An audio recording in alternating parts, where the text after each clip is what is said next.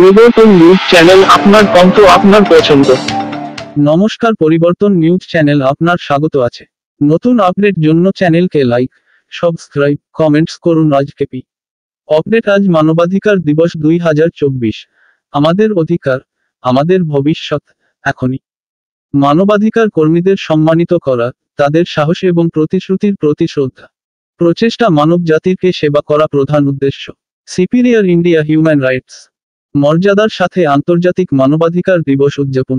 সমাজকর্মীদের একসঙ্গে মানবাধিকার কর্মী। 10ই ডিসেম্বর মানবাধিকার দিবসের ভর হওয়ার সাথে সাথে এটি বিশ্বব্যাপী সকল মানুষের জন্য সমতা, ন্যায়বিচার এবং মর্যাদার চলমান গুরুত্বের একটি অনুস্মারক হিসেবে কাজ করে।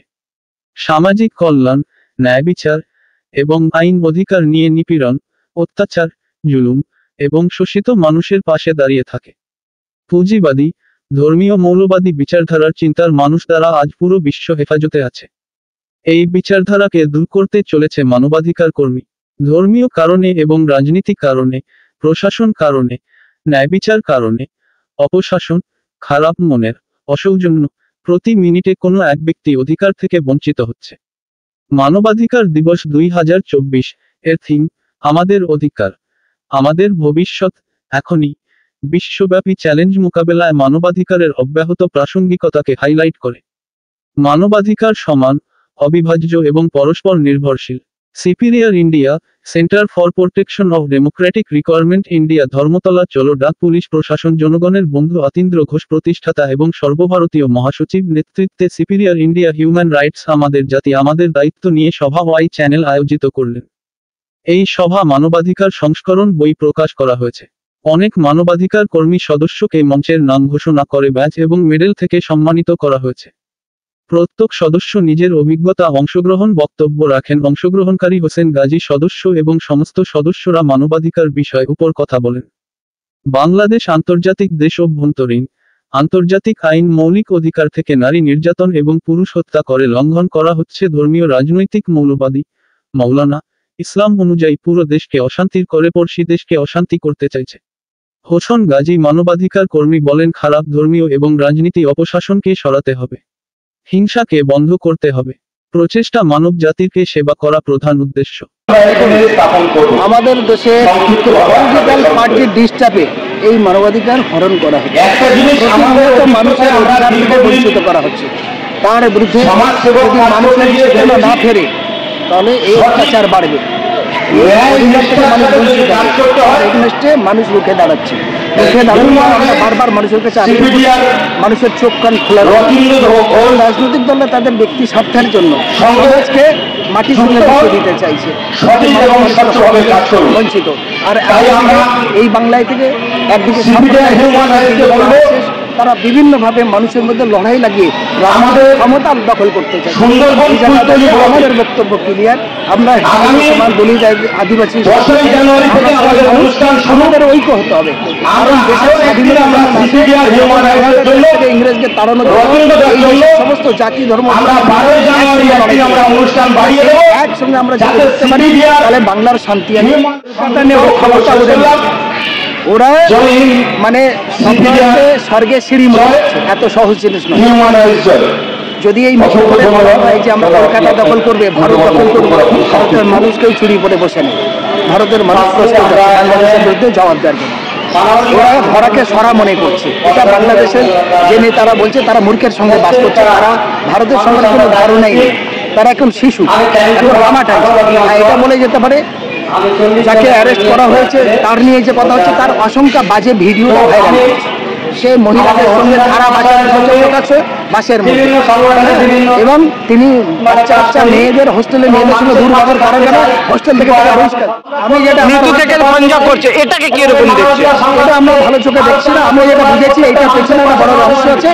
বাংলাদেশের ঘটনাকে কেন্দ্র করে ভারতের মিডিয়া বা ভারতের অন্য যদি মিডিয়াগুলো তিনকে তাল বানাচ্ছে। একদম পরিষ্কার বলছি, দায়িত্ব নিয়ে বাংলাদেশ যেটা হচ্ছে ধর্মীয় হিংসা বলে চালানো হচ্ছে, এটা পলিটিক্যাল হিংসা।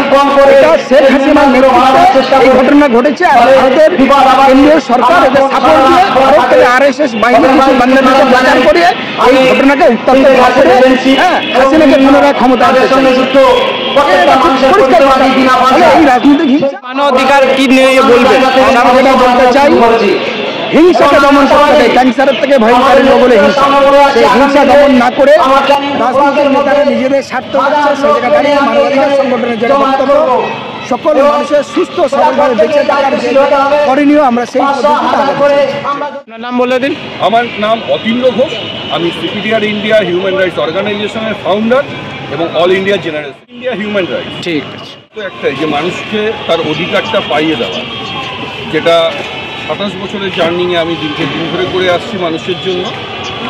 তাই আমাদের centre for protection of Democratic department of India human rights মানুষের জন্য কাজ করে চলেছে দীর্ঘদিন ধরে। এটাই আমাদের প্রচেষ্টা এবং ভারতবর্ষের ইতিহাসে একমাত্র আমরাই প্রথম যে মানবাধিকার সংক্রান্ত বই বের করেছি, যাতে মানুষ তার অধিকার সম্বন্ধে জানতে পারে। কারণ মার্কেটে কোনো বই পাওয়া যায় না, না সরকার, কেন্দ্র সরকার না রাজ্য সরকার মানবাধিকার সম্বন্ধে কাউকে জানাচ্ছে, না মার্কেটে কোনো রাইটার সেই সম্বন্ধে কোনো বই লিখেছে যে সাধারণ মানুষ যাতে সেই বইটা পায়, যাতে কাজ করতে বা তারা অধিকার সম্বন্ধে। সেই সংবিধানকে কেন্দ্র করে এবং আমাদের 30 আর্টিকেলস যেটা মানবাধিকারের আইনে রয়েছে সেটাকেই কেন্দ্র করে আমরা মানুষের জন্য কাজ করে চলেছি। এবং আমরা 2022-এ মানবতার ছোঁয়া নামে একটি বই প্রথম প্রকাশিত করি।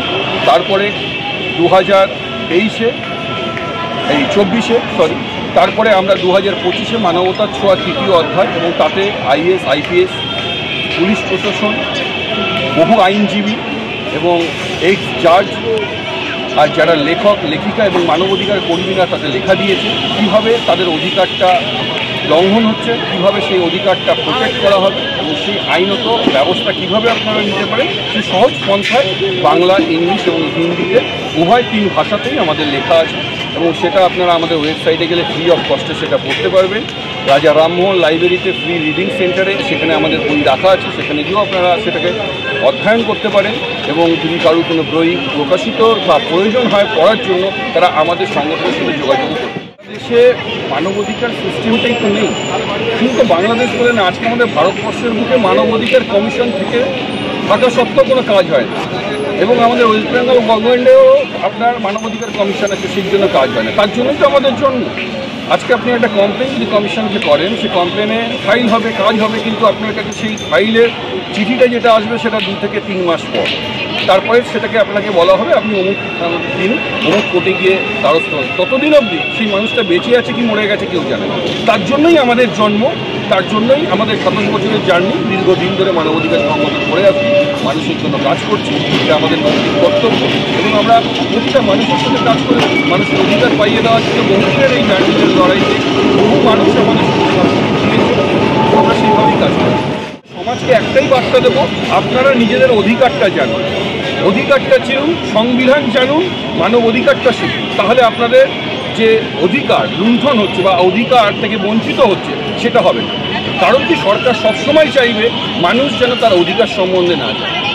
কারণ কি, বাবা সাহেব আম্বেদকর একটা কথা বলে গেছিলেন, এরা ফ্রিতে সব কিছু দেবে, যেটা দেবে না সেটা হচ্ছে শিক্ষা। কারণ কি, শিক্ষাই প্রশ্নের জন্মদাতা। শিক্ষায় যদি মানুষ শিক্ষিত হয়, তখন আপনি আপনার প্রয়োজন বা মৌলিক অধিকারটা, অন্ন, বস্ত্র, স্বাস্থ্য, শিক্ষা, বাসস্থান, সেটা আপনি ডিমান্ড করবেন। সেটা যাতে আপনাকে ডিমান্ড করতে না হয়, সেই জন্য কিন্তু তারা আপনাকে তার অধিকারটা শেখাবে। সেই জন্যই অধিকার থেকে মানুষ বঞ্চিত হচ্ছে, তারা সব কিছুই নিজেদের নামে প্রচারিত করার চেষ্টা করছে। কারণ কি, অধিকার যদি আপনি না জানেন বা অধিকারের লড়াইতে যদি আপনি সামিল না হয়, তাহলে মানুষের জন্য কাজ করবেন।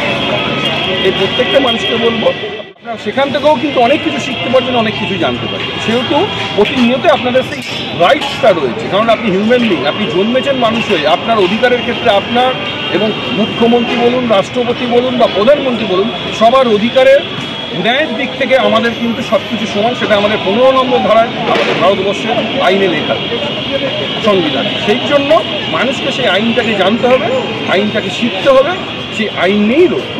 ঠিক আছে, থ্যাংক ইউ। আছে তারা বিদাউট এনি হেজিটেশন আপনি আসুন, আমার সঙ্গে আলোচনা করুন, আপনার এই প্রবলেম, সমস্যা যা আছে, সমস্যার সমাধান না কাজ করে বেড়ায়, ছুটে ছুটে বেড়ায়। এবং আমাদের সংগঠনের দারোমদার ওনার হাতেও কিছুটা রয়েছে। এবং উনি প্রত্যেকটা জেলায় জেলায় সেই কোঅর্ডিনেট করছে সংগঠনকে প্রতিষ্ঠিত করবার জন্য।